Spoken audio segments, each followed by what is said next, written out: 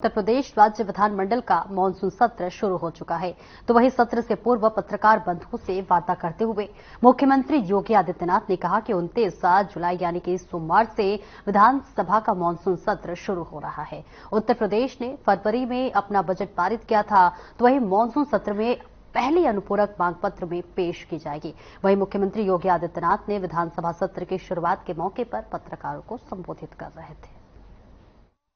मित्रों, उत्तर प्रदेश विधानमंडल का सत्र आज से प्रारंभ हो रहा है। ये मानसून सत्र है। मानसून सत्र में मैं सबसे पहले सभी माननीय जनप्रतिनिधियों का, माननीय विधायक, माननीय विधान परिषद सदस्य और विधानमंडल की कार्रवाई को सकुशल संपन्न करने में योगदान देने वाले सभी दलों से जुड़े हुए अन्य जो उनके सहयोगी हैं, विधानसभा और विधान परिषद के सचिवालय से जुड़े हुए जो अधिकारीगण हैं, इन सबका मैं हृदय से स्वागत करता हूं। हम सब जानते हैं कि उत्तर प्रदेश ने फरवरी में ही अपना बजट पास कर लिया था। मानसून सत्र में प्रदेश की आवश्यकता को ध्यान में रखते हुए पहला अनुपूरक मांग भी सदन में प्रस्तुत होगा। स्वाभाविक रूप से उत्तर प्रदेश आज देश की सबसे बड़ी उभरती हुई अर्थव्यवस्था की ओर अग्रसर हुआ है और यही कारण है कि उत्तर प्रदेश ने पिछले 7 वर्ष में प्रधानमंत्री मोदी जी के मार्गदर्शन में, उनके यशस्वी नेतृत्व में जिन ऊंचाइयों को प्राप्त किया है वे अभूतपूर्व हैं, अविस्मरणीय है, अनुकरणीय है। सदन की कार्रवाई सुचारू रूप से चले और उत्तर प्रदेश के इस विकास में सभी माननीय सदस्यों का, वे सत्ता पक्ष हो या विपक्ष हो, सभी का योगदान मिल सके, इसके लिए मैं सभी माननीय जनप्रतिनिधियों का आह्वान करूंगा और खासतौर पर विपक्षी सदस्यों से मैं कहूंगा कि वे जिन भी उन रचनात्मक मुद्दों को लेकर के सदन का ध्यान आकर्षित करना चाहेंगे, प्रदेश के विकास से जुड़ी हुई, प्रदेश की जनता जनार्दन से जुड़ी हुई हर समस्या का समाधान करने के लिए सरकार पूरी प्रतिबद्ध है।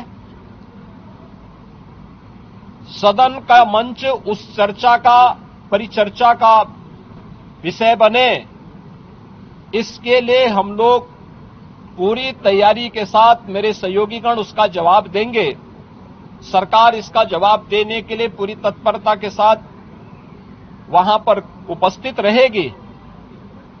सदन की कार्रवाई सुचारू रूप से चल सके, विधायी कार्य सकुशल संपन्न हो सके, इसके लिए माननीय सदन से जो भी माननीय सदस्यगण हैं, उन सब से मैं अपील करूंगा कि वे सभी अपना सकारात्मक योगदान मानसून सत्र के सुचारू संपन्न करने में अपना योगदान देंगे। इसके लिए आज से प्रारंभ हो रहे मानसून सत्र में मेरी सभी माननीय सदस्यों से अपील होगी।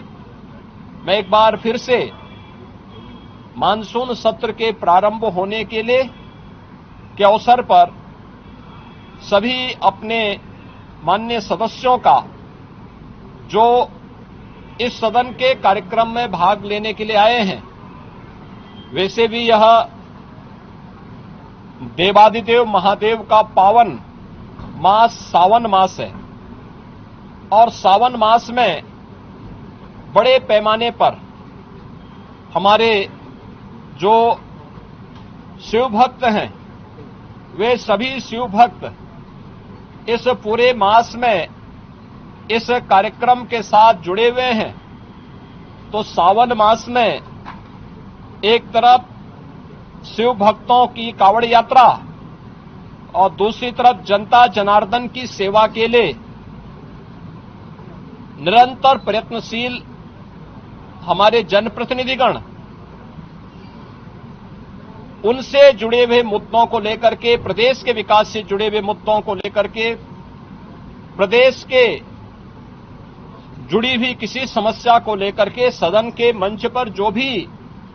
पटल पर जो भी बातें उनके द्वारा रखी जाएंगी उन मुद्दों पर एक सकारात्मक बहस के लिए सरकार पूरी तैयारी के साथ है। और मुझे पूरा विश्वास है कि मानसून सत्र को यहां पर प्रदेश के विकास, जन कल्याण से जुड़े हुए अनुपूरक मांगों को एक सार्थक चर्चा का विषय बना करके हम उसे व्यवस्थित रूप से आगे बढ़ाने में अपना योगदान देंगे। आज के इस अवसर पर एक बार फिर से मानसून सत्र के प्रारंभ में सभी माननीय सदस्यों का मैं अपने सहयोगियों की ओर से, मेरे दोनों सहयोगी उप मुख्यमंत्री जो है श्री केशव प्रसाद मौर्य जी, श्री ब्रजेश पाठक जी, संसदीय कार्य मंत्री और वित्त मंत्री श्री सुरेश खन्ना जी, हमारे दोनों सहयोगी जो संसदीय कार्य राज्य मंत्री के रूप में अपना दायित्व निर्वहन कर रहे हैं, श्री मयंकेश्वर शरण सिंह जी, श्री जसवंत सैनी जी, इन सब की ओर से मैं सभी माननीय सदस्यों का एक बार फिर से स्वागत करता हूं।